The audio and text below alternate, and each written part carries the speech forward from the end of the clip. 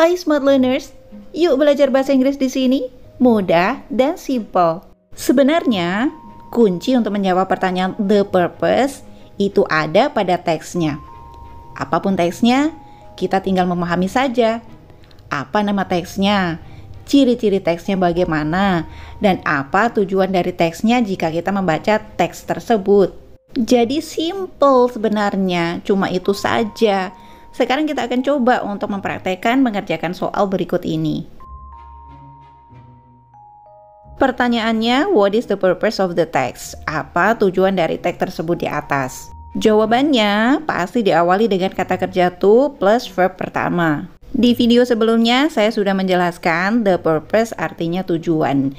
Artinya kita diminta untuk menjelaskan apa tujuan dari kita membaca teks tersebut. Sekarang kita akan lihat ciri-ciri dari teksnya. Yang pertama kita lihat dari judulnya. Makna dari judulnya merupakan sebuah masalah yang terjadi di lingkungan sekitar kita. Dan didukung dengan kalimat yang ada pada baris pertama, paragraf pertama. Pada paragraf berikutnya, si penulis memberikan argumen atau pendapatnya dan diawali dengan kata first, second, third, next, dan lain-lain.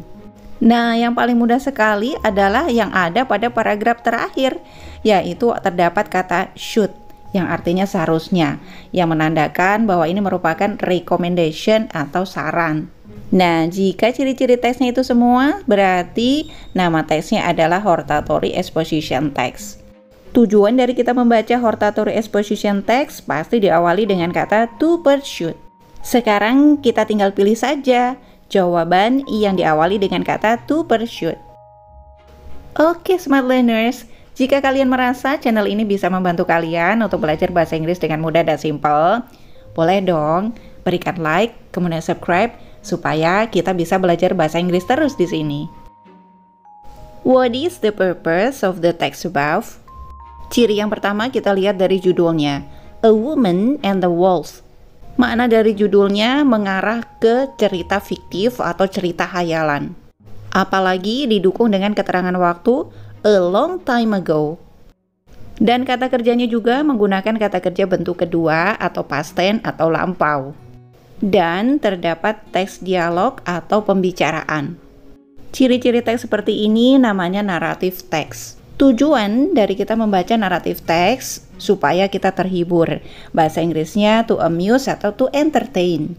Jadi jawabannya yang terdapat kata to entertain. What is the purpose of the text? Yang pertama kita lihat dari judulnya, giraffe atau jerapah.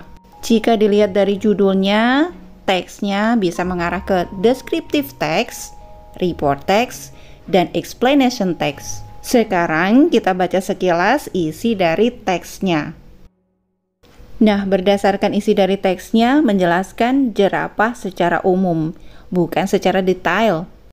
Jika isi teksnya menjelaskan sebuah benda, hewan, atau sesuatu yang lain secara umum, maka namanya adalah report text. Nah, tujuan kita membaca teks report adalah to inform atau mendapatkan informasi atau to report atau untuk melaporkan.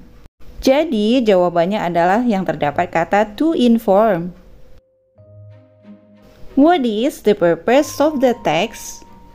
Judulnya adalah tsunami. Jika dilihat dari judulnya, teksnya bisa mengarah ke report text atau explanation text. Sekarang kita baca sekilas isi teksnya. Di sini isi teksnya menjelaskan proses terjadinya tsunami atau yang disebut explanation text. Bukan menjelaskan hasil penelitian tentang tsunami yang disebut dengan report text. Tujuan dari explanation text adalah to explain, yang artinya menjelaskan, atau to describe, yang artinya mendeskripsikan. Rekomendasi jawabannya ada dua, yaitu D dan E. Berarti kita harus membaca keterangan yang lengkap setelah kata to explain atau to describe. To explain readers how tsunami occur. Menjelaskan kepada si pembaca bagaimana terjadinya tsunami. To describe readers about tsunami in detail. Mendeskripsikan kepada si pembaca tentang tsunami secara detail. Hanya teks deskriptif yang menjelaskan sesuatu secara detail. Berarti untuk soal ini jawabannya adalah D. Terima kasih untuk kalian yang senantiasa belajar bahasa Inggris di sini. Semoga video ini bermanfaat. Bye.